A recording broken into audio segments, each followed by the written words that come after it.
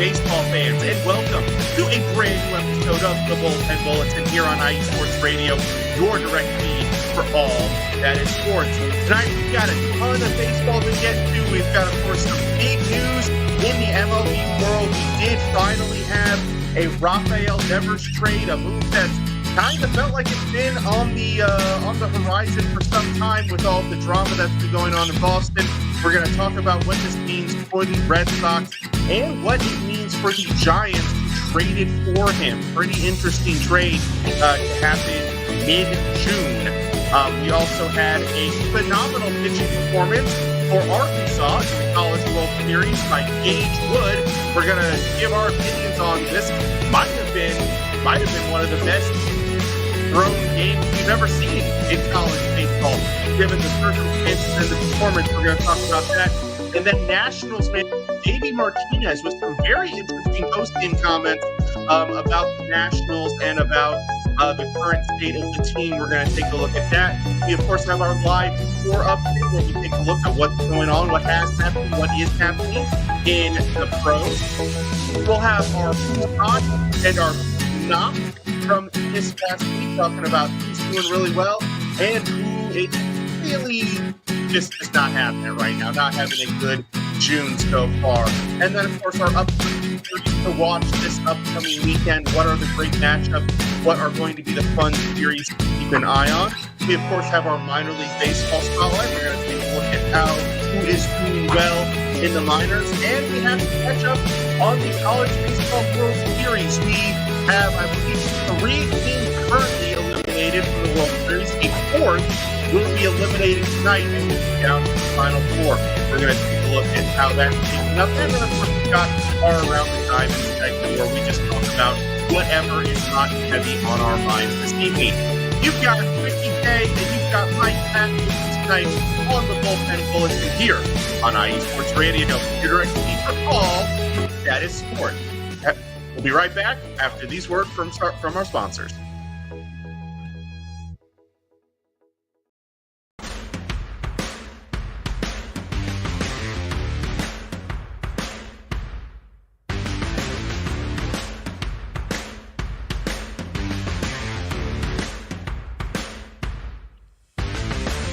IE Sports Radio fans, this show is brought to you by Planet Jerky Premium Brisket Beef Jerky.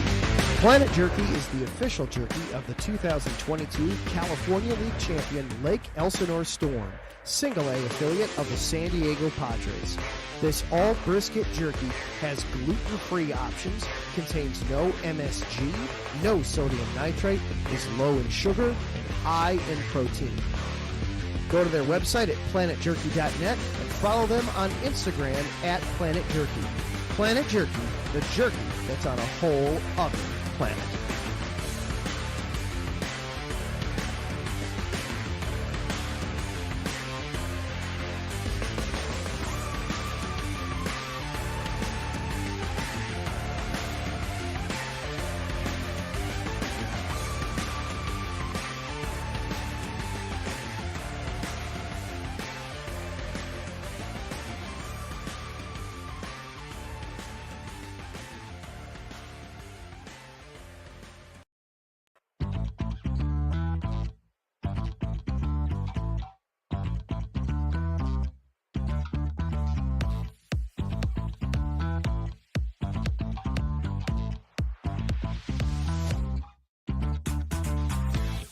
Hey there, IE Sports Radio fans. Be sure to check out our sponsor, Seal the Deal Wax Seals by Cecilia B. You just finished your very own wedding or baby shower invitations and you're looking for that extra special touch? Maybe you just wrote a letter to a relative or a friend and you want to... Then seal the deal with Cecilia's handmade sealing wax stamps for your invitations, letters, and gifts. You bring the deal, we'll bring the seal. You can find them on Instagram at sealthedeal_wax stamps and on Facebook, Seal the Deal Wax Seals.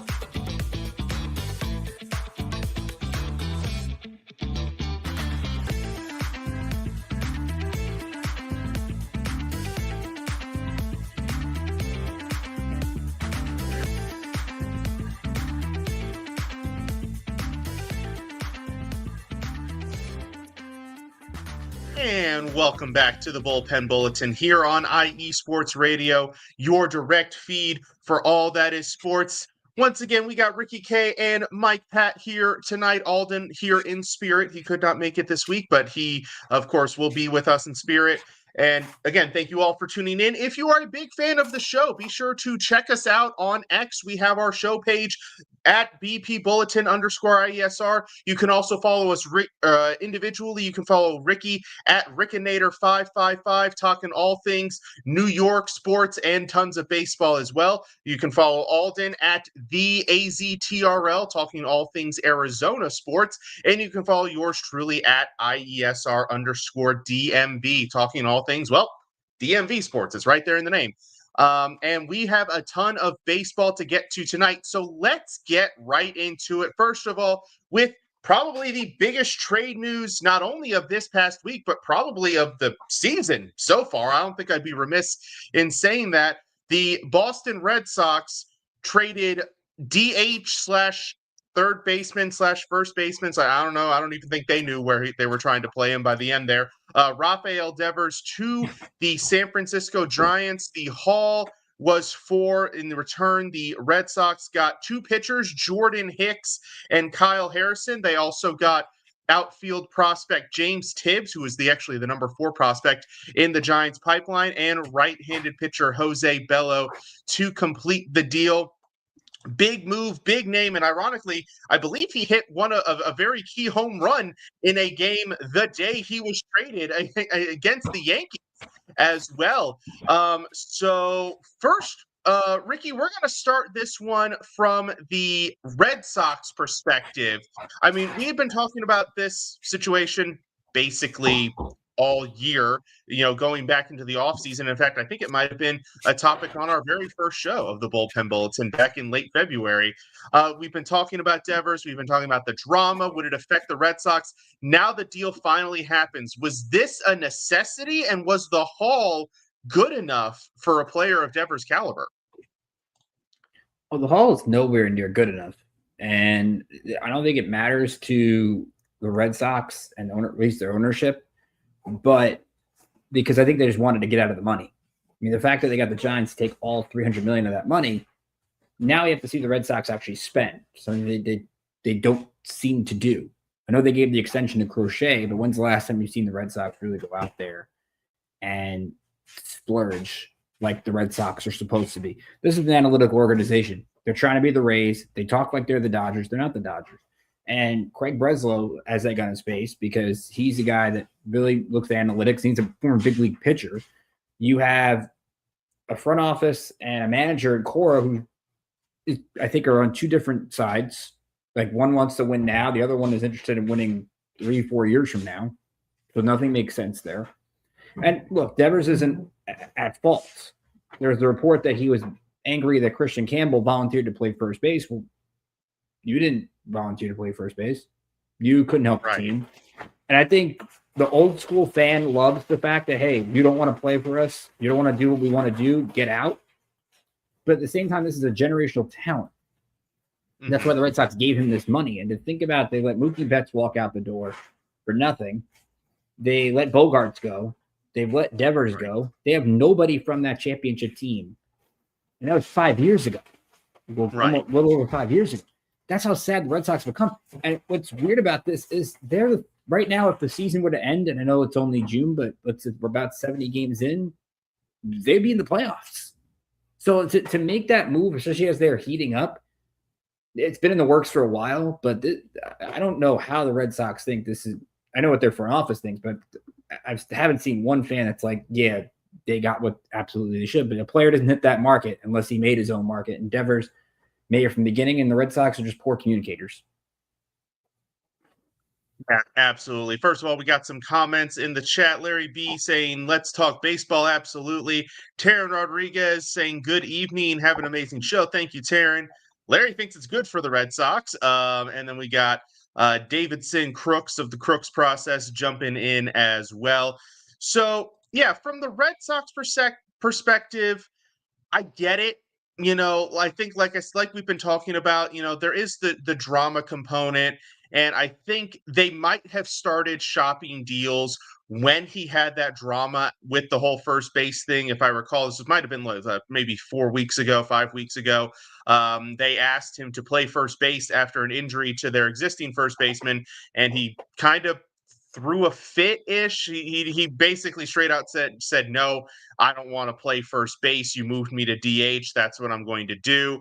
And I think, there's been that underlying problem. I mean, but to the other point is he's been playing great baseball. He's the leader in WAR amongst DHs in the league, or at least in the American League. He was the leading all-star vote getter. That now bounces, interestingly enough, to Ryan O'Hearn, as we were talking about before the show, for the Baltimore Orioles, which is a weird statement to say. And he was, he started off the season in that slump, but he'd been raking over the last 2 months. So the timing, with the performance, the timing looks very strange. With the drama, maybe not so much.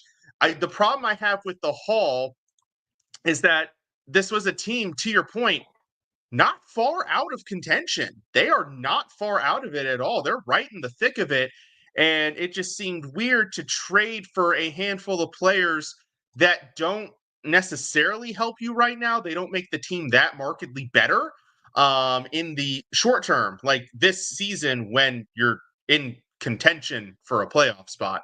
If you're going to make the move, I get it, make the move, but you got to find somebody who can continue to help you to win now, because now you have a hole in the lineup where Devers is and you don't have a bat to replace him. Although I do like Tibbs, obviously, being a Florida State guy. I do like James Tibbs, who they got in the trade, but Tibbs is a bat for late 2026, maybe early 2027, depending on how well he progresses through the minors. So that's not a move for now. So I thought that part of it was the strangest part of it. But now you flip over to the Giants side of things. The Giants go out there, they find a bat. This is a team that is very well in the thick of the National League contention. In fact, as we stand right here, right now, they are the second wild card team behind the Phillies, and they are 2.5 back from the Dodgers in the division, so very much in it. Offense, little bit of a problem, not scoring probably as many runs as they would like. The pitching has been phenomenal. They've given up the second fewest runs in the National League, so I guess they're just trying to match the bats with the pitching. But do you think that this was a worthwhile move for them, given what they had to give up and the money they had to eat? Of course, as you mentioned, was this the right move for the Giants to push for a World Series? Oh, absolutely. I think this is the Giants. You make this move every day and twice on Sunday. I know Larry's talking about here in the chat about you play where you need. If you don't like it, you'll make the millions. And look at Mike Trout. Mike Trout's volunteered to play positions before they've asked him to. I think to go back to that, if the Red Sox had told Devers earlier in the offseason, we're going after Bregman and you need to prepare to play a different position, instead of saying, oh, Bregman's going to play second base, he might be a different player. Again, I'm not saying Devers is not at fault at all, but I think both sides could use a little communication issues. Going back to the Giants, this is the best hitter they've got since Barry Bonds. Easily. You make that argument. They don't get free agents to take their money. That's why they had to overpay Willie Adames. And now you have a guy locked up as essentially the corner piece of your franchise. And what a job by Buster Posey. First year as the president of baseball operations, and he goes out there and he makes that move. That to me takes a lot of guts from him to do. The Giants, only thing I'm concerned with is their pitching, because you give up 2 guys that were in your rotation. And right now, outside of Logan Webb and Robbie Ray, I know Landon Rope has been pretty good, but you can't trust this starting rotation. Hopefully they try to add to it. But having Devers with this offense, I mean, the Giants, they've overachieved. They're right in the mix. I know they had a little issues with the Dodgers this weekend, but they're clearly going for it. And I love that, hey, we can have him as DH this year, and now maybe next year we can put him at first base and get him an offseason to learn first base, because they have Matt Chapman at third base when he gets back. So there's different things. I think a clean slate and having him hit out there in San Francisco. And guess what? His second series is against the Red Sox. Mm-hmm. So you can't tell me he's not going to go out there and hit like 3 homers next week and maybe give a nice bleep whoever to whoever's in the front office suites for the Red Sox in San Francisco. But I love this. This is a all-win move for the Giants. I can't see really a negative with it. Yeah, no, absolutely. The only negative that I kind of saw, and this is a great problem to have, is some people are arguing, well, with the bats, with the way the bats have been playing, maybe fitting him into the lineup with some of the ways some of the guys have been playing might have been a little bit tricky, but that's a great problem to have, having too many bats to put at that DH spot with the power in the middle of the lineup. But yeah, no, great move by the Giants, necessary move, I would say, like we said, with the offensive numbers. I think, if you're going to keep pace with the Dodgers and with, some of these other top teams in the National League, the key is going to come down to you got to be able to score runs. Pitching's only going to get you so far. And I think, they realized that, and that's why they went out and got Devers. And really, like I said, at a bargain. I mean, yeah, they give up a few arms in their current rotation, but I mean, like you said, you do that deal all day, every day, and twice on Sunday for sure. Now moving on to an absolutely phenomenal performance from the College World Series this past weekend. Gage Wood, a starting pitcher for Arkansas, more specifically their number 2 pitcher on the season, came out. Now we have to add context to this performance. You see the stat line, down there, how he performed in this game, but you also have to note the Arkansas had lost the first game of their College World Series to LSU. So they are one game away in the double elimination, and now they have to go out and face a Murray State team, a kind of an up-and-coming Murray State team looking to play spoiler, looking to be Cinderella. And what does this guy do? He comes out there and throws a complete game, no-hitter, 19 strikeouts, the only player to reach base by a hit by pitch. So 0 hits, 0 walks, 19 Ks, obviously got the win, keeps Arkansas alive in the College World Series. I believe they're actually playing right now, if I recall correctly. But Ricky, let's start with you. Was this the greatest college pitching performance ever, or like one of the greatest? Like where would this rank on a great performance? Well, it's up there. I mean, I've seen people argue it's one of the best pitching performances, but to do it on this stage in Omaha, facing elimination, and I know you guys have talked about it since I've been gone. Props to Murray State. I mean, that's a heck of a run that they went on, especially beating teams where they don't really have guys that can throw 90+ mile-an-hour fastballs, and they were competitive. I know they got no hit yesterday, but to play well against Arkansas to some degree, holding the 3 runs, and even on Saturday, 6-4 loss to UCLA is not something really to sneeze at. So they held their own extremely well. But you're right. When you look at Arkansas, Gage Wood had a 3.82 ERA. That's not exactly something that I'm going to go out there and be like, he's going to throw a no-hitter. Like, I would expect that from like Zach Root, who's throwing the ball tonight. We'll talk about that update a little bit later because that game's going on right now. But this is something you just don't see every day. And to have that kind of composure to go through it and to throw as many pitches as he did, 119 pitches, but to have 83 strikes. We don't see that even at the big league level when a guy throws 100+ pitches, that great percentage of strikes. So props to him. It's a moment he's going to remember for a lifetime. And look, Arkansas is the highest seed left, so they have definitely got the pieces to win it. I'm not going to pick them because I've jinxed the last 2 people I've picked on shorts for us here on our X page. So wait for that for later, but congratulations to Arkansas. Heck of a run so far. And I think Gage Wood definitely one he's going to remember for the rest of his life. As Larry B points out in the chat here, first ever single pitcher no-hitter in College World Series history. Taryn Rodriguez notes they are playing against UCLA. They're actually up at 3-0 against UCLA. Right now, the winner moves on to face LSU with a chance to go to the World Series. We're going to talk more about college baseball in the second half of our show. And, of course, major props to Murray State. I mean, making it that far as they did, making it to the Final 8, an incredible accomplishment. But, yeah, this Gage Wood performance, I've gone so far to see people say that this is the greatest one of the greatest single pitching performances in baseball, period, independent of level. And that, given the stage and the the what was on the line and the numbers. I mean, how many major league pitchers have we seen throw a complete game no hitter with 19 strikeouts? I mean, admittedly against college competition, it might be a little bit rich, but it definitely an all-time performance and certainly one of the greatest college performances we have ever seen.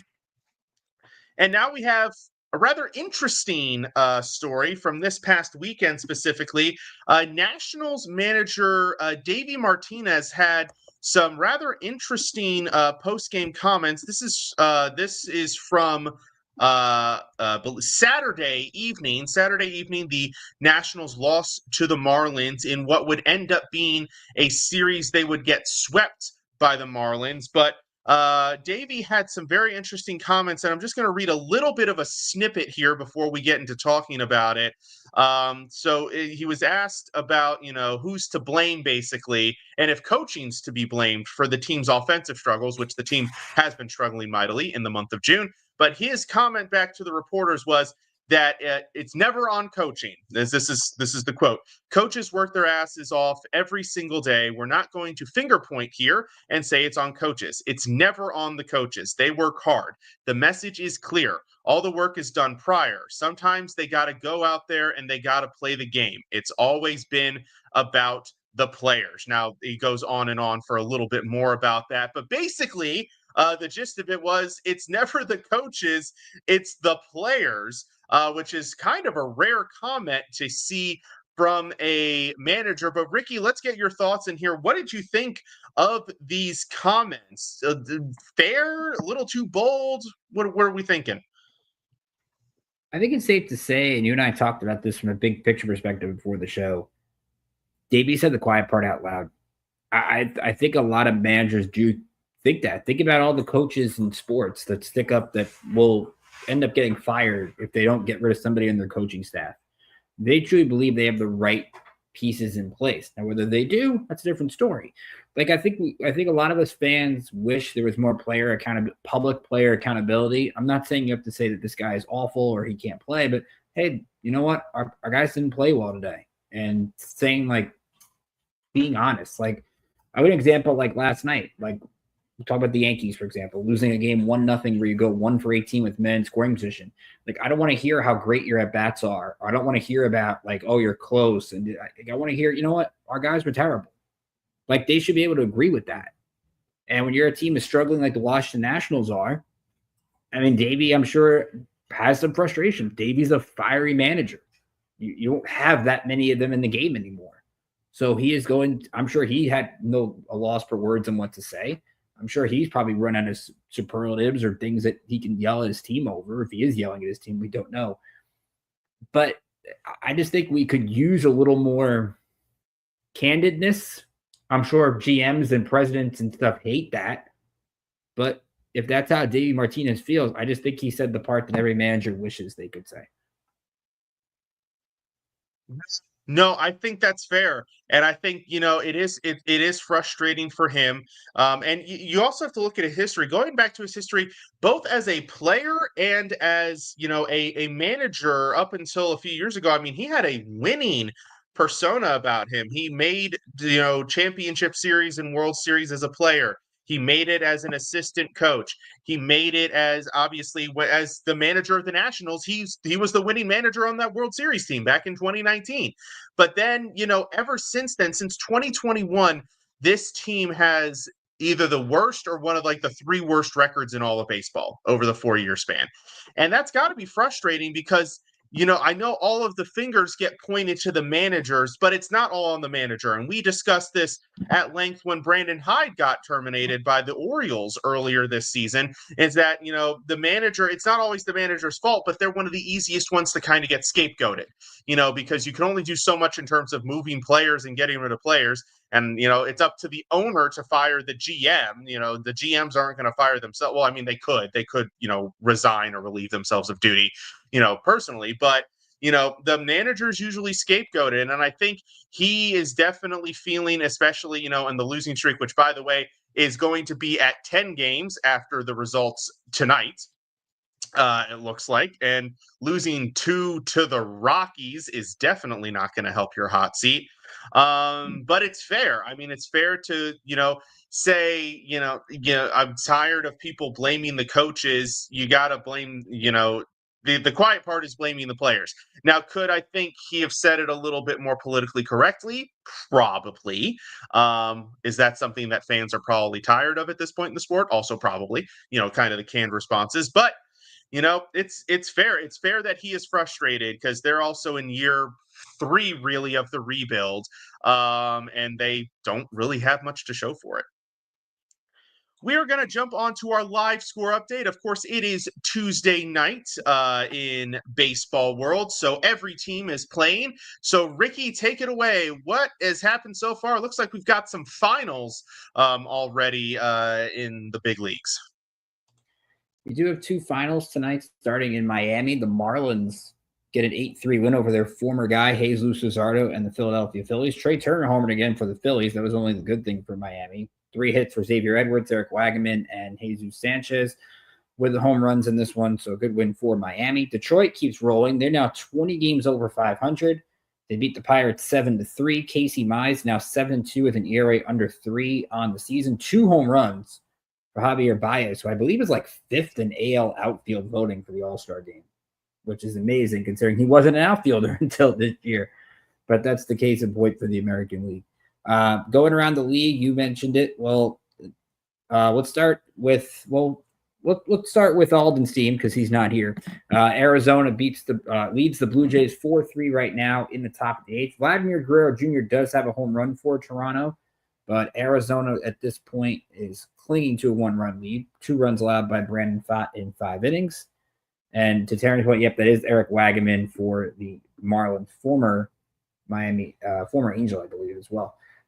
As for the Nationals, you mentioned it. They did make it 10-5, a home run by Luis Garcia, but there's 2 outs in the 9th inning, so the Rockies on pace for another win.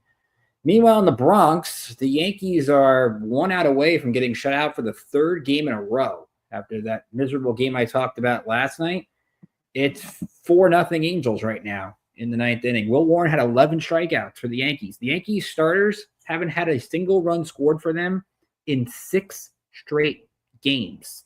Kyle Hendricks, who started for the Angels tonight, had 9 strikeouts. The last time Kyle Hendricks had 9 strikeouts, 2020, when he was with the Cubs. Like, that's how low the Yankees offense is. You can't blame Stanton. He's 2 hits in both his games since return. But we'll get into that a little bit later. Mike's other team, the Orioles, a 4-1 lead over the Rays in the bottom of the 7th inning. Colton Cowser, a home run in that one, an RBI single for Gunnar Henderson. Mets lead the Braves 4-1 in the 7th. That game got started a little bit later due to rain, but Juan Soto has a home run in that game, his 14th of the year. Tyrone Taylor, a home run as well. David Peterson, 6 strong innings so far against Spencer Schwellenbach. That's been a fun pitching matchup.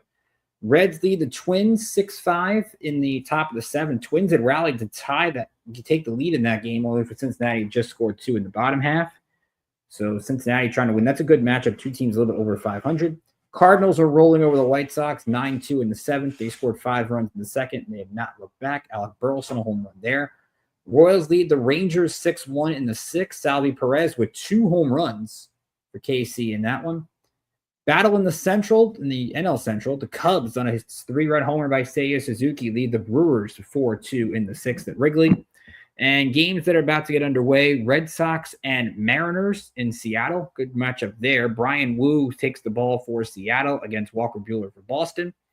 Guardians against the Giants in Rafael Devers' Giants debut as Robbie Ray for San Fran against Slade Ciccone for Cleveland. Astros against the A's out in Sacramento. It is Alexander starting for the Astros against JP Sears. And Padres Dodgers in LA tonight. Randy Vasquez against Jack Dreyer. Some great games, some great performances going tonight across the league. And, the Yankees, they got one on in the bottom of the 9th, so maybe they can end their scoreless drought. We shall see. We shall see. And the Nationals are keep pushing. They got runner on second. You never know. Weirder things have happened. But yes, now we move on to our Who's Hot, Who's Not segment. Take a look at this past week or maybe past few weeks for Ricky, and see who has been hot across the league and who has just been not. So, Ricky, go ahead and take it away, sir. Who are your hots and who are your nots in MLB? Well, for me, the who's hot is staying in the AL East. That's Tampa Bay Rays. I mean, you think about the job that they did going into Citi Field over the weekend and sweeping the Mets. And that's not easy to do considering the Mets have been so good at home this year. I think they were like 27-7 or some crazy stat like that. So to go in there and play well like they have. And you look at the Rays over the last 30 days, Junior Caminero has 9 home runs over that stretch. Brandon Lau has 7 home runs. As a team, they're hitting the ball extremely well. They have essentially 5 guys with over 20 hits. Jonathan Aranda has done a nice job. Yandy Diaz, of course, is doing his typical thing. And I don't know how the Rays continue to do it. I mean, this is a team that all of us both thought could be either pretty good or they're not going to be awful, but they're not going to be great. Mm-hmm. I know they're losing tonight, but they're 8 games over 500, and they've turned what was a 7-game deficit into 2.5 in the span of a week. So got to give the credit to the Rays. They've been a pesky bunch. And my question was, can they win on the road? Well, they did that at Citi Field because they're actually 24-20.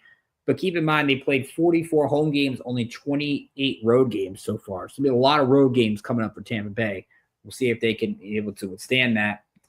I think my other hot team, if I want to keep, let's stay with some. I'm going to talk about the Red Sox in a good way because I think you look at the Red Sox right now. They've won 6 in a row.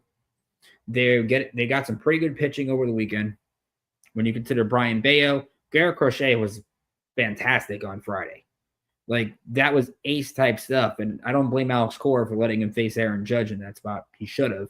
But when you have a guy that can win every day like Crochet does, you have a chance. And I think seeing Mayer and Campbell and now Roman Anthony, having 3 guys that are your future, leads some kind of optimism. It leads some kind of hope that, okay, maybe short-term are not there, but again, you could make the argument they're right there. The American League East would have 4 playoff teams if the season ended today, which is crazy. That's, I guess, how bad the Central's dropped off. But I got to give Boston credit for winning 6 straight, and at least, especially winning last night after all the stuff going on the road on the West Coast. They played well. Who's not? It's got to be the Yankees because I can't understand, and I know it's baseball, and I get this, that teams are going to stink throughout the year. It's 162 games. They have a whole lineup just forgot how to hit. I have no idea. And it started even Thursday. They haven't hit since a week ago when they won 1-0 against Kansas City. You think about, as we mentioned, no home runs from anybody other than Judge since Wednesday of last week. And you have Bellinger, Goldschmidt, but you have Grisham tailing off. Rice has tailed off. Dominguez has tailed off. Volpe's tailed off. And it's not even just the hitting. They are so bad right now defensively. They can't run the bases. They make stupid decisions. And this is a team that has a lot of talent. Like that, like where all of a sudden has this team, it's like the Monstars came and took all of their talent and they forgot how to play.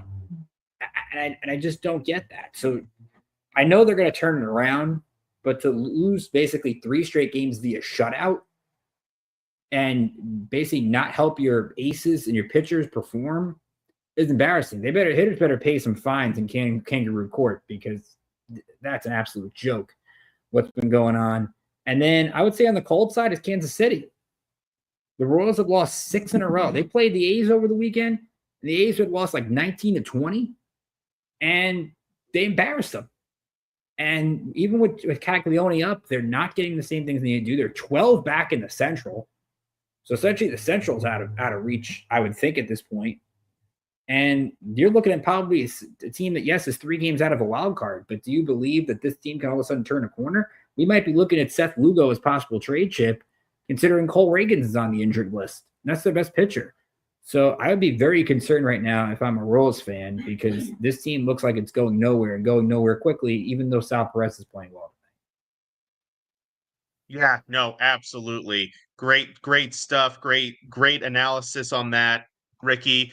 Let's see. For my hot team, I don't know. You took the two hottest ones. So who am I going to go with hot? I'm going to go with the Rangers. They've won 4 in a row, 7 of their last 10. They're looking pretty good. Admittedly, yes, they did get the White Sox as part of that. But they've won their last 3 series, and I mean, look, the schedule's going to give you opportunities to make up games and get some wins against maybe teams that aren't the greatest, and you got to take advantage of it, and the Rangers certainly are. So I'm going to say they're a pretty hot team. Also, the Reds, a team who I feel like I have mentioned both in the hot and the cold department this year. But hey, they swept the Diamondbacks. They took 2 of 3 from the Guardians and 2 of 3 from the Tigers. And then, like you noted, currently beating the Twins there in the bottom of the 7th. So the Reds also looking good. For my cold, I gotta bash the Nats as the DMV guy. I got to be absolutely critical of them. This team has been playing terribly. 9 straight now. Is it official? Did we wrap it up yet? We did officially wrap it up. They did get to 10-6 tonight, but losing 5 straight to the Marlins and Rockies, that's unacceptable. The offense has scored.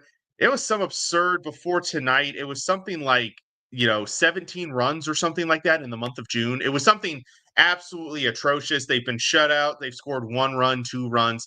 Absolutely terrible. And also for my cold, I mean, you mentioned Kansas City. I'm going to do you one better.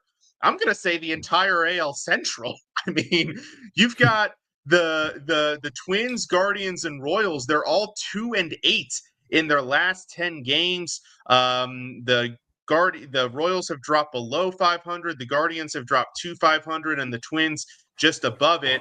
They've really that's really opened up the American League wildcard race even more as the season has progressed. Obviously, you've got the White Sox. They've lost 5 in a row. But I mean, the expectations are so low. They lose 5 in a row. We just kind of shrug and do okay. And as Larry B mentions, yeah, the Tigers are doing good. They've won 6 of their last 10, and they've grown their lead to almost 10 games from the second place team. And we're only 75, 73, 74 games into the season. So the whole AL Central to me right now, not looking great. But hey, credit to Detroit at least for taking advantage of the opportunity and growing their lead and really giving themselves a comfortable spot. Now, before we hit our break, we are going to take a look at the upcoming series this upcoming weekend. We're going to take a look at who are the good matchups, who you'll want to watch on Friday night baseball, as you end your week, or, Sunday night baseball classic. So, Ricky, take it away. What are your matchups to watch this weekend? So I'll go with 2. I'll go with 1 in each. Well, can't really do 1 in each league, but we'll go with 2 here for the sake of this argument. 1 being in the NL East, the Mets at the Phillies. I'm really intrigued to see the Phillies have been playing some good baseball. I know Nick Castellanos got benched tonight for an inappropriate comment he made yesterday. So there's a little bit of drama with the Phillies, but overall, they've been hitting the ball pretty well. They're getting good pitching. Outside the Aaron Nola injury, Zach Wheeler, of course, announcing that after his contract, he's going to retire, which I thought was pretty interesting news. We can get into that later. But I really like the Phillies, and they're getting the Mets at the right time because Kodai Senga's hurt. Tyler McGill went on the IL today. They're going to have to start a spot guy on Friday. We'll see who that is. But the Mets pitching depth is really depleted right now. Frankie Montas might be back soon, but he has not looked good in his rehab games from a performance perspective. Gets shelled for like 7 runs the other day. Does not look great. But the Mets continue to find ways to win. And I think this is a good litmus test, of course, an NLDS rematch from a year ago, and that series is very competitive. And I don't see how you don't put Boston and San Francisco on here. Just from the emotional standpoint of this series, and I think when you got a Red Sox team that's playing well, a Giants team that's playing well, in the thick of things, both teams are going to be out to prove a point in some way. And normally this series would kind of go under the radar because you don't see Boston, San Francisco that often. But I think the emotion from this, how Devers responds to this, maybe does he make a first base appearance in the series just to troll them? I don't know. But that alone, I think just the hype around it makes it intriguing. So we're going to go Mets, Phillies, and Red Sox, Giants. But you'll get my full top 5 series to watch every Friday on the primetime preview, 6 p.m. Eastern here on IE Sports Radio. So you stay tuned for the other 3. Absolutely. Yeah, for sure. Definitely check that out on Fridays at 6 p.m. Eastern for sure. I've got 2 other ones that kind of caught my eye. One really intriguing one, Detroit at Tampa. You just talked about Tampa. Tampa's really hot right now. Um, and their pitching has been fantastic. Detroit, obviously, still the best record in baseball and really good pitching matchups. You got Jack Flaherty versus Shane Baz on Friday, and then their Sunday matchup, Casey Mize versus Zach Littell. So 2 really good pitching matchups. I think this is going to be a really interesting series to watch against probably 2 of the top 5, 6 teams in the American League. It's going to be a good litmus test for the Rays, especially. And they will be at home, kind of to your point on the schedule. They do have several more home games this week before I'm sure the road part of their schedule starts to hit. And then another matchup, I just had it. Where is it? Oh, an interesting NL Central matchup. Cincinnati at St. Louis.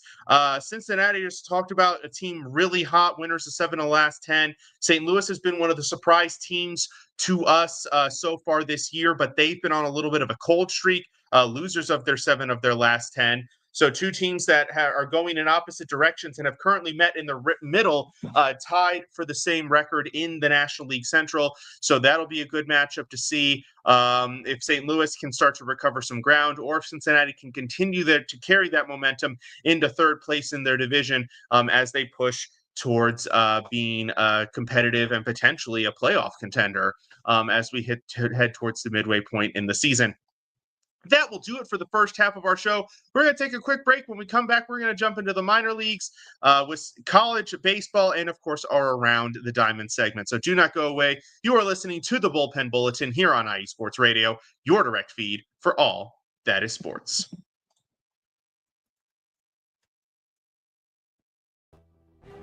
It's 4 a.m.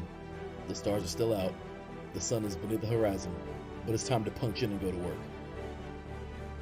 The comfort of your warm-ups turns into the grinding out of your reps as the clinking and the clanking of the plates create a symphony of euphoria. There's no other feeling like it. Earn it, burn it, and take what's yours. IE Sports Radio has proudly partnered with Vital Apparel, a brand that not only fits great, but also promotes and donates to mental health research. Use our code IESR to get 15% off their comfortable and inspiring gym wear and help them on their amazing journey to support mental health. Go hard, take part in your iron therapy, and be strong. Because when your mental health is as strong as you are, there's no telling how far you'll go.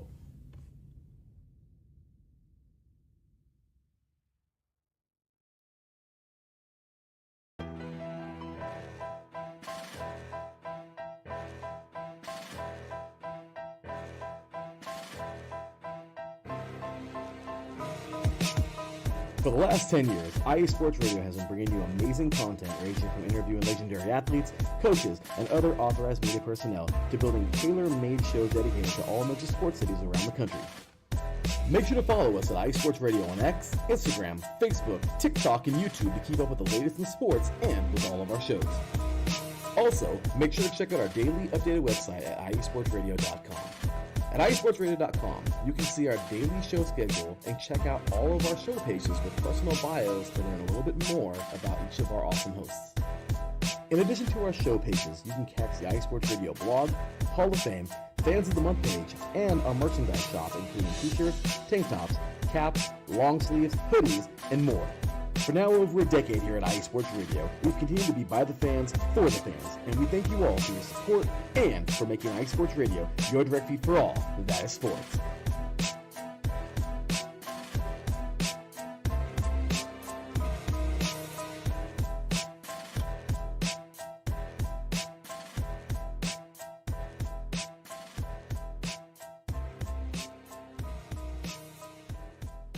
And welcome back to the Bullpen Bulletin here on IE Sports Radio, your direct feed for all that is sports. We're on to the second half of our show, and we're going to kick this off with our minor league spotlight. We're going to take a look down to the minor league levels of baseball and see who we want to highlight this week. So, Ricky, we will kick it over to you, sir. Who is your minor league spotlight? So it's a great time in minor league baseball because you have a lot of these leagues where teams celebrate making the playoffs because they split years into first half division champs, second half division champs, and then those two teams end up meeting in the championship game, which is pretty cool. We had a couple of teams clinch, but one team clinched the other day with a 20-6 win. So obviously we're going to highlight them because they scored a bunch of runs. Tigers, we just talked about, are playing so well, but the West Michigan Whitecaps are playing really well. They're about 43-20 right now, and they've got a really talented roster. When you look at Max Clark, who's one of the top prospects in baseball, one of the top draft picks a few years ago. Kevin McGonigal has been playing well, and Josue Briseño.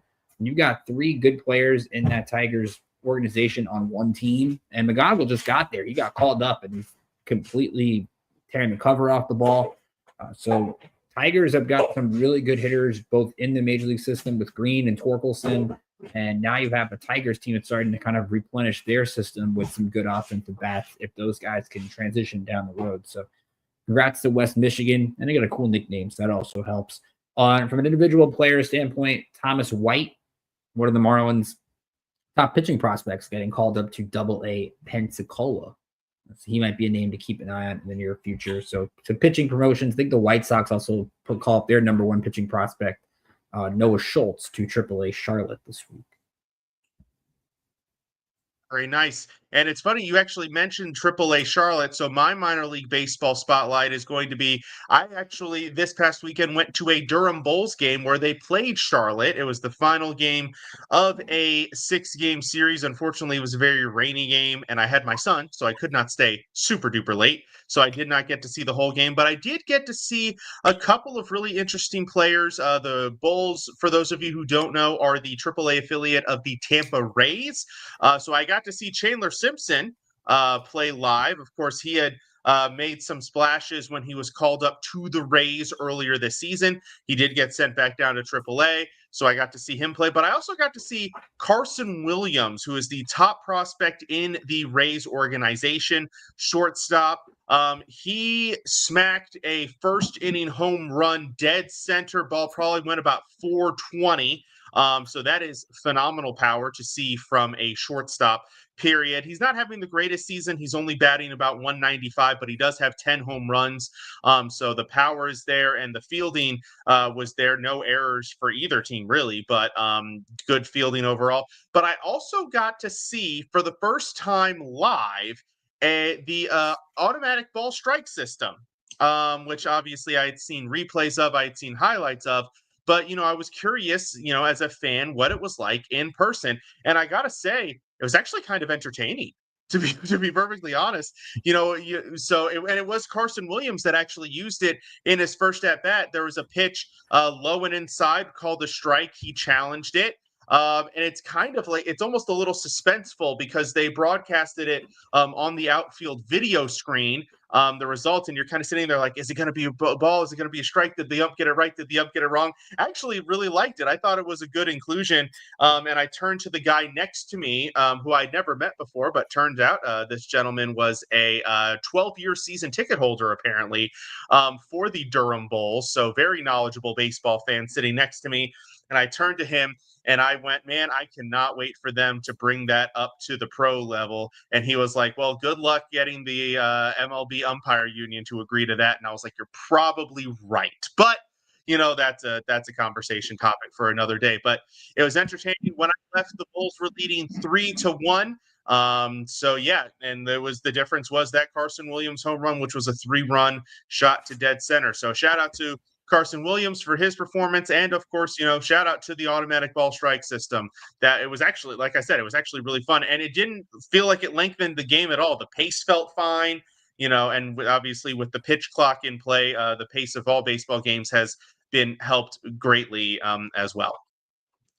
So those are our minor league spotlights. Now we get to college baseball. Unfortunately, no more college softball. That one was wrapped up last week. Once again, shout out to the Texas Longhorns for winning the softball World Series. But we have men's College World Series in full swing. We actually have Arkansas currently playing UCLA, as we discussed earlier. Arkansas currently beating UCLA 3-0.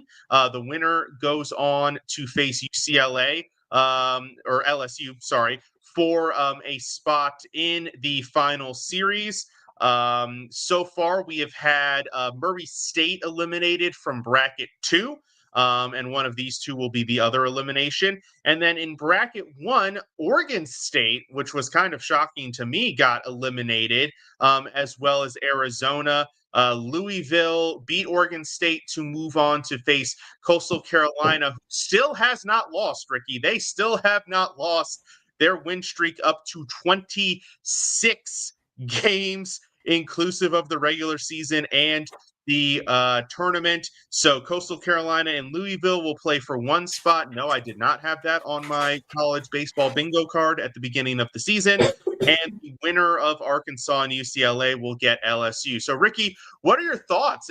How exciting has this been? Some unexpected names we're talking about here as we head to the Final Four. Well, we had the unpredictability of Texas Tech making it to the college softball championship game, and just Najee Kennedy, who is fantastic, can go kick a team on a run.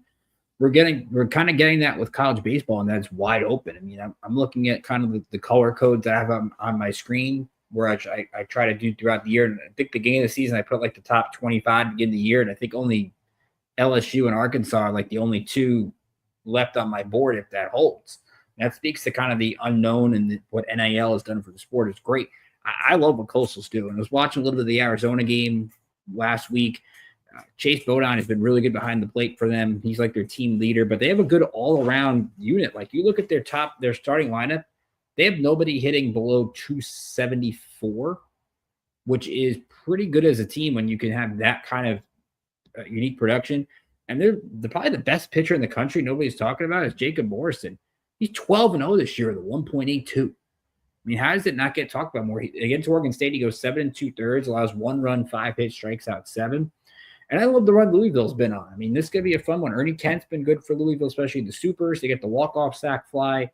Today to get a win over Oregon State. This is a team, and people can say, remember, Louisville would have to win twice. They would have to win tomorrow and win Thursday to get to the championship game.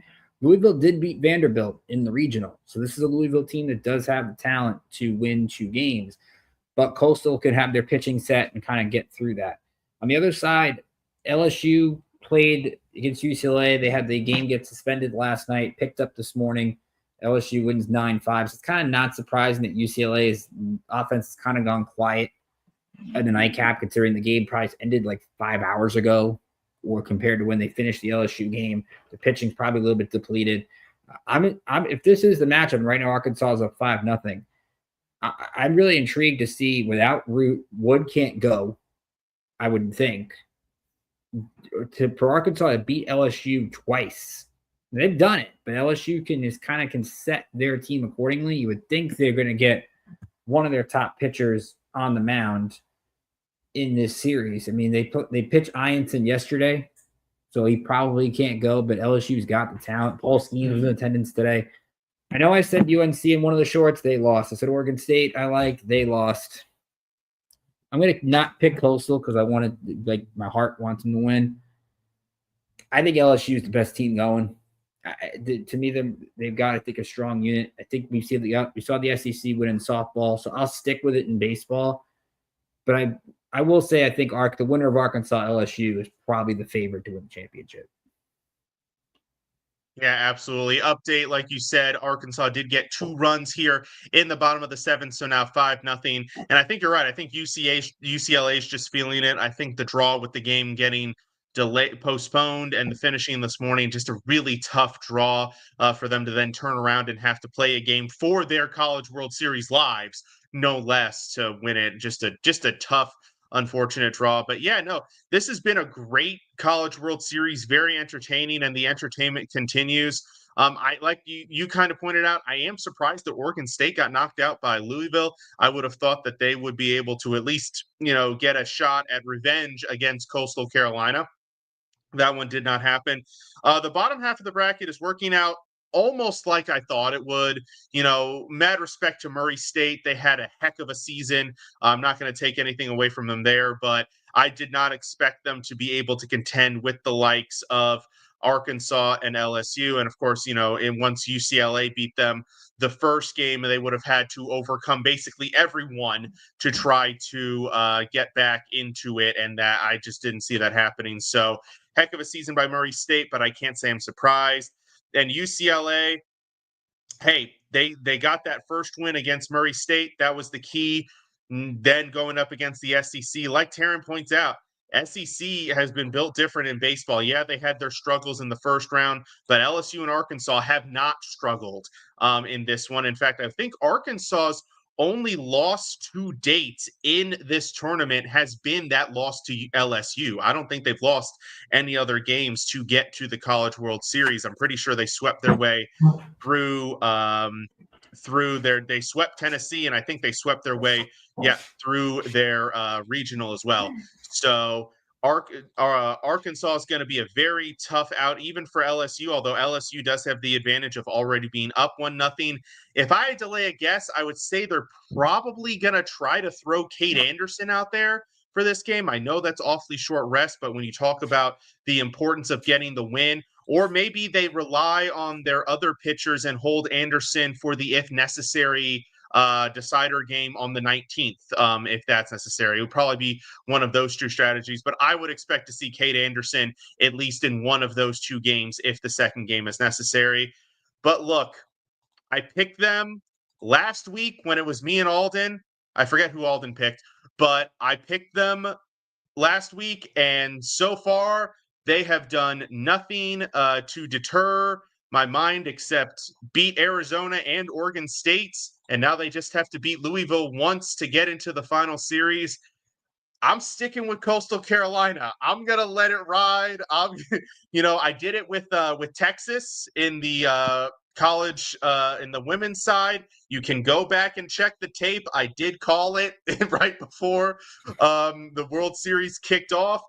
So I'm hoping I can go 2 for 2 here, and Coastal Carolina can take it over. And for those of you thinking maybe you're not super familiar with college baseball, going, wait, Coastal Carolina, really? These guys did win the College World Series back in 2016. So this is not unfounded for Coastal Carolina to be in this position to try to take it home. We have made it to our final segment, our Around the Diamond, where we are just going to talk about whatever is hot and heavy on our minds, baseball related, numerous topics you could probably talk about this week. But Ricky, take it away for your Around the Diamond. So yes, we did find the Coastal color code. So the Chanticleers are playing so well, we had to put the colors on the screen. So don't say we didn't put them on the screen. Two things. One, it missed the Yankee atrocity tonight. Garrett Cole was actually in the booth with Michael K and Todd Frazier, and I think it was kind of interesting to see a current player in the booth. Obviously, Garrett Cole is rehabbing from Tommy John surgery. It's not a bad idea. Obviously, Cole is not going to be as candid because he's still in the league, but I thought he had some pretty good answers talking about Max Fried, talking about Will Warren, talking about playing with his son playing with Carlos Rodon's son in baseball. He's not the most charismatic person, but I thought for a current player, and he was in the booth for like 4 innings. Like he didn't just do 1 inning. He did basically 4 innings with them and did a pretty decent job, all things considering. The other thing I want to look at is we want to talk about Zach Wheeler, who, of course, as I mentioned earlier, said that he's going to retire after his contract is up in 2027. And I'm really interested to see your take on this, Mike, because I've seen a couple people talk about this.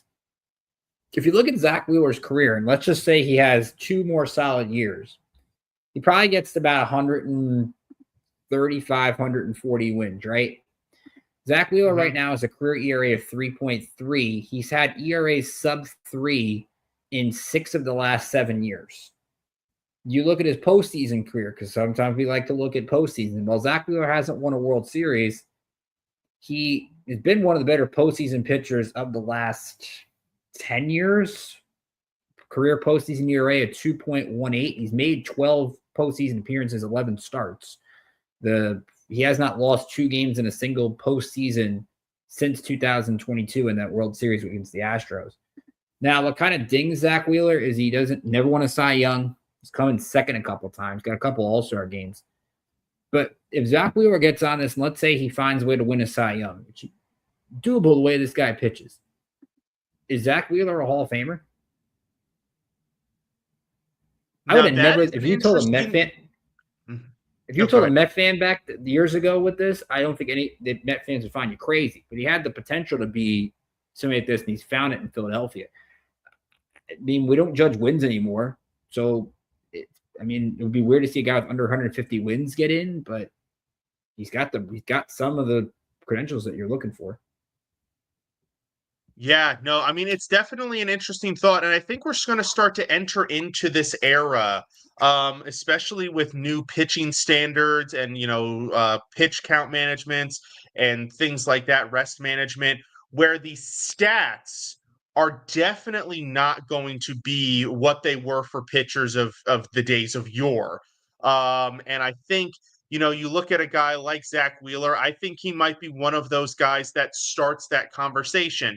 Yes, to your point, let's say, so he's got what? It was 2.5 seasons left, call it, basically, if he's going to retire after 2027. Probably, like you said, gets to like 130, 140 wins. That seems pretty reasonable. Right now, his career WAR is 39-ish, give or take a couple decimal points. So if he keeps on that pace, maybe he slows down a little bit, although he's shown absolutely no signs of slowing down in his age 35 season. In fact, you could argue right now he's having one of his top 2 or 3 seasons of his career. So he's not slowing down per se. So you figure maybe he gets close to 50 WAR. That always seems to be a number that comes up when people talk about Hall of Fame. People like to bring up that WAR, and 50 is usually a pretty good number.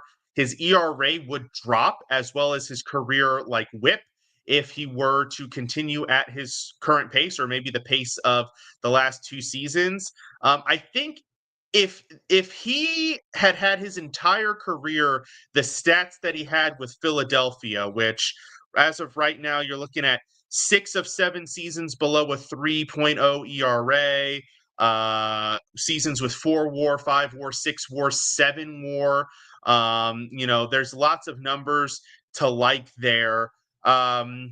And I think maybe if he were willing to go past 37, if we were willing to rack up a few more stats into his late 30s, something that guys like Matt Scherzer, like Clayton Kershaw, Zach Greinke guys have attempted to do, I think there's a fair argument. But if he were to retire at the end of 2027, it's going to be close. It's going to be a close call. But he has certainly had a fantastic career, a phenomenal career. Whether he makes it or not, we should not diminish the statistics and the performance that he has had. As you mentioned, the playoff performance as well, definitely worth notoriety. For my Around the Diamond segment, I am going to highlight a gentleman, young pitcher for the Nats, Zach Briskie. Now, I did not know much about Zach Briskie before this season. Until I started, he magically appeared in the Nats top 20 or top 30 prospects as a reliever. And he got off to a rough start for his career last year. He had an ERA, I want to say it was double digits. Yeah, in 6 appearances, he had a 14.29 ERA, so not exactly a great start. And then this year, through his first, through his first 7 appearances, had an 11.12 ERA. So numbers not looking great, right? But since then, since he had a really rough performance against the San Francisco Giants on May 23rd, he has made roughly 11 appearances. He's pitched 10 1/3 innings and given up 1 run. His ERA is down to 4.5, and he has easily in that stretch been the Nationals' best reliever. So while the Nats have struggled, while they have failed to put wins on the board, Zach Briskie has been one of the lone bright spots. And by the way, that one run that he gave up was part of a 2-inning relief performance in which the Nats starting pitcher failed to go more than 4 innings, and several other pitchers failed to give length. So he was kind of forced into giving some length in that one. But he's a guy, you look at the Nats moving forward, there are a handful of pitchers, obviously starters, that the team is very excited about. Mackenzie Gore, Cade Cavalli, Travis Sikora, who's starting to establish himself as one of the top pitching prospects in all of baseball. But they also have a really intriguing core of young relief options, Brisky being one of them. Cole Henry, who before today was having a really good season. Unfortunately, he got shelled a bit in their loss to the Rockies. And then also Marquise Grissom and Orlando Ribalta, 2 other prospects that are relievers. They're not challenging for the starting rotation, but guys to make you think, give it a couple years, give these guys a chance to get their feet wet in the league. This could be a really interesting bullpen to go along with a really interesting starting rotation, say second half of 2026, maybe early 2027, especially once Sikora arrives. So yes, Nats fans, I know we're feeling down right now. I know things are rough, but I still have hope for the future of this team, particularly this pitching staff that has some really intriguing options, both currently on the team and coming up the ranks. That will do it for tonight's show. Thank you to everybody who tuned in. Thank you to everybody who jumped in the chat. Taryn Rodriguez and Larry really popping. Larry, you bringing up an interesting thing that the Blue Jays apparently hit back-to-back home runs to walk it off in their game. That was against the Diamondbacks. So, sorry, Alden, if you're listening where you are. I hope you knew that news before I just bombed it on you. So, oh, man. But yes, again, thank you to everybody who tuned in. Thank you to everybody who listened live. Once again, if you have not done so, please follow us on all social media platforms on X, Instagram, Facebook, TikTok, and YouTube at IE Sports Radio. Do check out our website, iesportsradio.com. There you will find our merchandise, our show pages, our Hall of Fame, our blog, and so much more. Shout out to our sponsors, Planet Jerky Premium Brisket Beef Jerky. That's on a whole nother planet. Go to planetjerky.net to get yours today. Also, Seal the Deal Wax Seals, custom wax stamps, perfect for your special occasion. Check them out on Instagram at sealthedeal_wax stamps. And of course, Vital Apparel, a brand that not only fits great, but promotes and donates to mental health research. So head on over to their website, use code IESR to get 50% off of your purchase today. Once again, if you are a fan of the show, you can follow us on X at BP Bulletin _IESR. You can also follow Ricky at Rickinator555. I'm sure he will have plenty more to say about the Yankees after we log off tonight. Also follow Alden at the AZTRL. I'm sure he will have plenty to say about the Diamondbacks getting walked off. And follow yours truly at IESR_DN. I'm done complaining about the Nats. I've given up. But yes, we'll be back next week to talk more baseball. We will either be talking about the final series for the College World Series or talking about the matchup, a champion. We'll be wrapping that up. And of course, Major League Baseball. We're going to be pretty much at the midway point at that point. So we'll have to talk about who is doing well there. All the way. Trade deadline, draft not long after that. Actually, I think the draft is at the same time as the All-Star break. And then the trade deadline will be right after that. So really exciting times, really exciting stuff for baseball world and for you baseball fans out there. Once again, this has been Ricky K and Mike Patt for the Bullpen Bulletin here on IE Sports Radio, your direct feed for all that is sports. Have a great week. We'll see you next time.